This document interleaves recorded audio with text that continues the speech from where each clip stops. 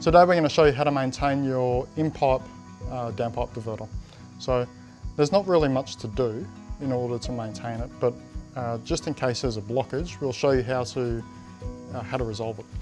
So we've got the two screws, top and bottom. All I'm going to do is unscrew those.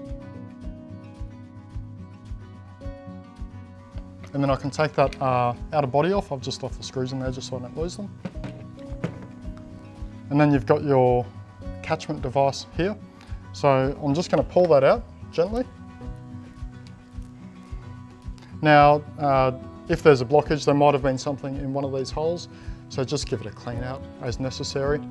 And then you can replace this back in. Now to put this back in, what makes it a bit easier is if you've got just a little bit of dish soap on there. It just helps it to slip through that little hole a little bit easier. It's not critical if you don't want to do it, but it does make life a little bit easier.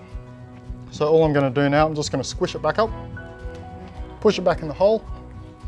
You might have to be a little bit rough with it if you need, but don't worry, it's really thick material, it's very tough.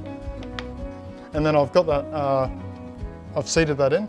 Now if you just give that a little twist around, you'll feel when it's seated in position properly. And then we're ready to put the body back on.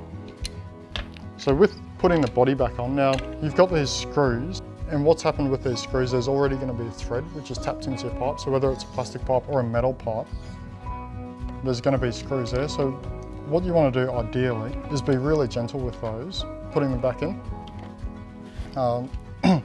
If you've got a screwdriver, that's probably the best option. I've got my drill here. I've just set it to a really low torque setting. Tighten that up so it's firm but not tight. It forms a really good seal, so you don't have to go overboard with over-torquing the screws. Otherwise, you're going to end up stripping the thread out of the downpipe. So now that that's done, you're good to go again. It's nice and clean. Remember to turn it on and off. You just turn this little knob, but that's all sorted now to continue use. Thanks for watching.